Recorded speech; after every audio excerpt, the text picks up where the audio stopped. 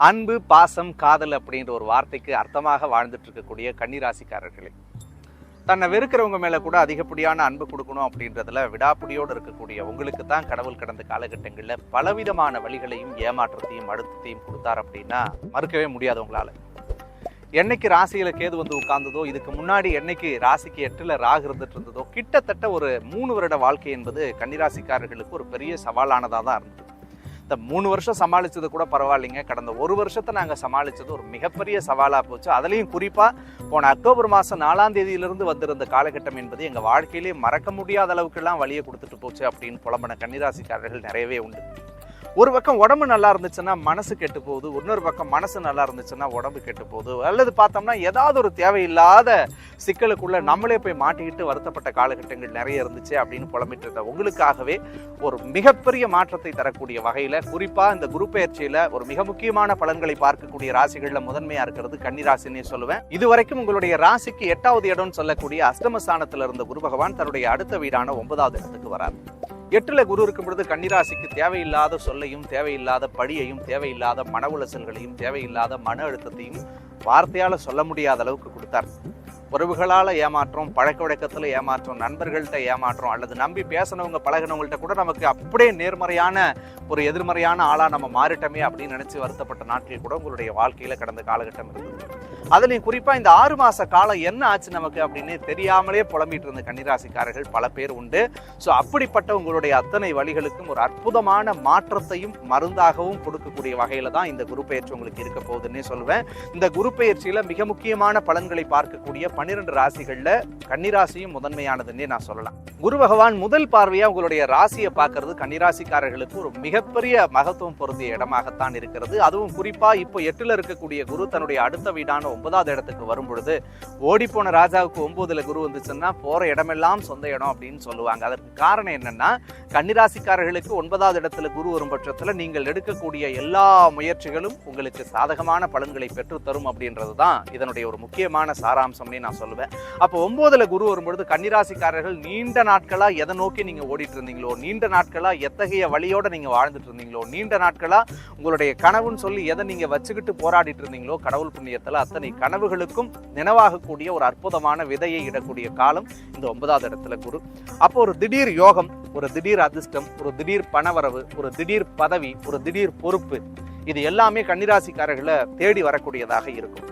அல்லது வேலையில் இருக்கக்கூடியவர்களா இருந்தீங்கன்னா கண்டிப்பா வேலையில நீங்க எதிர்பார்க்கக்கூடிய ஒரு மிகப்பெரிய மாற்றம் உங்களுக்கு ஏற்படுத்தும். கன்னிராசிக்காரர்களுக்கு ராசியில கேது வந்த கடந்த ஒரு 6 மாத காலங்கள் வந்து பாத்தீங்கன்னா உடல் ரீதியாகவும் மன ரீதியாகவும் நிறைய சவால்களை கொடுத்தது. 2 விஷயம் வெளியில சொல்ல முடிஞ்சா கூட 4 விஷயத்துல மனசுல சொல்ல முடியாதவே வச்சுக்கிட்டு புடுங்கி வாழ்ந்த நாட்கள் கூட கன்னிராசிக்கு அதிகம்னே சொல்லுவேன். அப்படிப்பட்ட ஒரு பிரச்சனையிலிருந்து கடவுள் வந்து ராசியை குரு பார்க்கறதுனால உங்களை வந்து ஒரு பெரிய விடுதலையை கொடுக்க போறாருங்க. உடலளவுல உங்களுக்கு எதெல்லாம் பிரச்சனை இருந்துச்சோ அந்த பிரச்சனை சரியாகும். மனதளவுல நீங்க எதெல்லாம் வச்சுக்கிட்டு உங்களால வெளியில பேச முடியல, சொல்ல முடியலன்னு குமுறி அழுதுட்டு இருந்தீங்களோ, அந்த பிரச்சனைகள் இருந்தெல்லாம் கடவுள் புண்ணியத்துல ஆண்டவன் உங்களுக்கு தீர்வு கொடுப்பார். இதை தாண்டி பார்க்கும்பொழுது புதுவிதமான சிந்தனை, புதுவிதமான எண்ணம், புதுவிதமான முயற்சிகள் தானாவே உங்களுக்கு வரும். ஏன்டா நல்லா இருந்தால் தானே நீ நிறைய விஷயங்களை ஈஸியா செய்வே, ஏமா நீ நல்லபடியா 10 பேத்துக்கு கைட் பண்ணால் தானம்மா, நீ ஏமா அப்படி முடங்கி போய் உட்கார்ந்துருக்க அப்படின்னு பல பேர் நம்மளை கேட்டிருப்பாங்க இல்லையா? அந்த கேள்விகளுக்கெல்லாம் பதில் தரக்கூடிய வகையில் உங்களுடைய எழுச்சியும் மாற்றமும் கண்டிப்பாக இருக்கும். மேலும் ராசிக்கு 3வது இடத்தை குரு 7வது பார்வையா பார்க்கும் பொழுது நண்பர்களால இருந்து வந்த பிரச்சனைகள் எல்லாமே சரியாகும். கடந்த 1 வருஷத்துல கன்னிராசியில பிறந்த உங்களுக்கு தேவையில்லாத சொல்லு, தேவையில்லாத பழி யாருக்கிட்டே இருந்தாலும் சரி, அது உறவுகிட்டையா இருக்கட்டும், பழக்க வழக்கத்திலையா இருக்கட்டும், வேலை செய்கிற இடத்துலையா இருக்கட்டும், அதில் யாரை பார்த்தாலும் நம்மளை ஒரு குறை சொல்லிட்டு தான் வெளியே போனவங்களா இருந்தாங்களே தவிர யாரும் நம்ம உண்மையா இருந்தோம்னு சொல்லி நம்மளை கிரெடிட் கொடுத்தாங்கன்னு சொல்ல முடியுமான்னா சத்தியமா கிடையாது. ஆனால் அப்படிப்பட்ட விஷயத்துல கடந்த 1 வருடத்துல உங்களை விட்டு விலகி போனவங்களாம் உங்ககிட்ட தேடி வருவார்கள். யாரெல்லாம் உங்க மேல வீண் சொல், வீண் படி, வீணான குற்றங்களை சுமத்தினார்களோ அவர்கள் அத்தனை பேரும் உங்களிடத்துல தேடி வந்து பேசக்கூடிய ஒரு காலகட்டத்தை ஏற்படுத்தும். 3வது இடமான தைரிய ஸ்தானத்தை பார்க்கறதுனால ஒரு புது தன்னம்பிக்கையும் தைரியமும் ஒரு எழுச்சியும் கன்னிராசிக்காரர்களுக்கு நிச்சயமாக உண்டு. நேத்திக்கு பின்வாங்கின கால்லாம் இன்னைக்கு முன்னாடி படையெடுத்து நின்று அந்த காரியத்தை முடிக்கக்கூடிய துணிவும் உங்களுக்கு ஏற்படுத்த போகுது. அதே மாதிரி 3வது நபர்களால பெரிய அனுகூலங்கள் ஏற்படுத்தும். சகோதர வழிகள்ல இருந்து வந்த கருத்து வேறுபாடு மாறும்.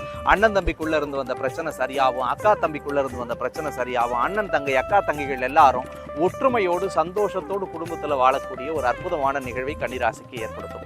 மேலும் கன்னிராசிக்காரர்களுக்கு 5வது இடத்தை குரு பார்க்கிறாருங்க. கடந்த காலகட்டங்களில் கிட்டத்தட்ட 3 வருடமாவே திருமண வாழ்க்கையில குழந்தை பாக்கியத்தை எதிர்பார்த்து காத்திருந்த கன்னிராசிக்காரர்களுக்கு சத்தியமா குழந்தை பாக்கியம் ஏற்படக்கூடிய ஒரு அற்புதமான காலம் இந்த காலம். ஏன்னா ராசிக்கு 9வது பார்வையா உங்களுடைய ராசிக்கு 5வது இடத்தை குரு பார்க்கிறாரு. அப்ப 5வது இடத்தை குரு பார்க்கும் பட்சத்துல கண்டிப்பாக புத்திர பாக்கியத்தை ஏற்படுத்தும். பூர்வ புண்ணியத்துல இருந்த தோஷம் ஏதாவது இருந்தா கூட உங்களுக்கு சரியாகும். பூர்வீக சொத்து பத்து சம்பந்தமான விஷயங்கள்ல இருக்கக்கூடிய பேச்சுவார்த்தை எல்லாம் தடையா இருந்தா அதுவுமே உங்களுக்கு நல்லபடியா முடியும். சொந்த ஊர்ல ஒரு வீடு கட்டணும், சொந்த ஊர்ல ஒரு ஏக்கர் நிலம் வாங்கி பயிர் வைக்கணும் அப்படின்னு நினைக்கக்கூடியவருடைய கனவுகள் கூட கடவுள் புண்ணியத்துல வெற்றி அடையும். மேலும் கன்னிராசிக்காரர்களுக்கு இதுவரைக்கும் 8ல் இருக்கக்கூடிய குரு 9வது இடத்துக்கு வர்றதுனால கண்டிப்பாக ஒரு எதிர்பார்க்காத பணவரவு உங்களை தேடி வரும். கஷ்டப்பட்டு கிடைக்காத பணம் நீங்க உட்கார்ந்து இருக்கும் போது உங்க கையில தானா தேடி வரக்கூடிய வாய்ப்பை ஏற்படுத்தும். அது மே மாசம் 1ஆம் தேதிக்கு பிறகு ஏற்படக்கூடிய சூழல்களை தரும். இந்த 3 குருவோட பார்வையும் கன்னிராசிக்காரர்களுக்கு ஒரு பெரிய மாற்றத்தை ஏற்படுத்தக்கூடியதாக இருக்கு. அதுல எந்த மாற்று கருத்தும் இல்லை. இருந்தாலும் ராசிக்கு 6ல் இருக்கக்கூடிய சனி, 7ல் இருக்கக்கூடிய ராகுவால கொஞ்சம் எச்சரிக்கையாக இருக்க வேண்டியது கன்னிராசிக்காரர்களுக்கு ரொம்பவே நல்லது. எந்த விஷயத்துல கன்னிராசிக்காரர்கள் ரொம்ப கவனமா இருக்கணும் அப்படின்னு சொல்லி பார்த்தோம்னா, தயவு செஞ்சு திருமணம் சம்பந்தமான விஷயத்துல கொஞ்சம் கவனமா இருக்கணும். ஏன்னா 7ல் ராகு இருக்கும் போது கோச்சார் அடிப்படையில நாகதோஷத்தை ஏற்படுத்தும். அப்ப திருமண வாழ்க்கையில் இருக்கக்கூடியவர்கள், திருமண வயசுல இருக்கக்கூடியவர்கள் எத்தனை முயற்சி பண்ணியிருந்தாலும் ஏதாவது ஒரு ரூபத்துல தடன் வந்துகிட்டே இருக்கும். அல்லது கல்யாணம் வரைக்கும் போனா கூட பல பேருக்கு அந்த திருமண வாழ்க்கையில பிரச்சனை, பிரிவுன்னு சொல்லி வந்திருந்த கன்னிராசிக்காரர்களும் நிறைய பேர் உண்டு. அப்ப நீங்க எல்லாருமே கொஞ்சம் அமைதியாகவும் பொறுமையாகவும் கவனத்தோடவும் செயல்படணும். 2வது, திருமண வாழ்க்கையில இருக்கக்கூடிய கணவன் மனைவியா இருந்தா விட்டு கொடுத்து போங்க. லவ்வர்ஸா இருந்தீங்கன்னா கண்டிப்பா புரிஞ்சுக்கிட்டு வாழுங்க. புதுசா பேசுறவங்க பழகிறவங்கள்ட்ட எல்லாம் கொஞ்சம் கவனமா இருங்க. ஏன்னா ராகுக்கு எது இருந்துச்சுன்னா அது தேவையில்லாத சொல்லு பழியை கொடுத்து நமக்கு மன உளைச்சலை கொடுத்து விட்டுடும். அதே மாதிரி யாருகிட்ட பேசினாலும் ஒரு வார்த்தையில சொல்றேன், கொஞ்சம் நிதானமா பேசுங்க. தேவையில்லாத வார்த்தையை விடாதீங்க. தேவையில்லாத அப்படியே படபடன்னு மட திறந்த வெள்ளம் மாதிரி கொட்டிடாதீங்க. ஏன்னா கன்னியோட குணமே என்னன்னா மனசுல வச்சுக்க தெரியாது. எதையுமே மனசுல வச்சுக்காத எல்லாருக்கிட்டையும் அப்படியே டக்குன்னு வெளியில பேசிடுறீங்க.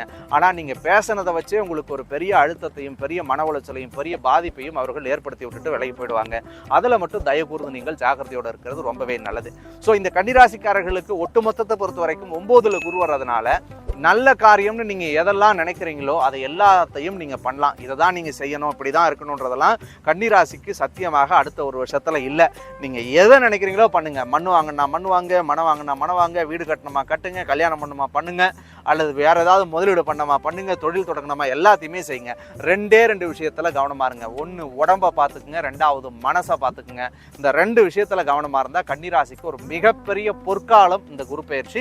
இந்த 9ல் இருக்கக்கூடிய குரு உங்களுக்கு நிறைய விஷயங்களை செய்யறதுக்கு காத்திருக்கு. தயவு கூர்ந்து அந்த குருவினுடைய பலன்களை பரிபூர்ணமாக பயன்படுத்திக் கொள்ளுங்கள்.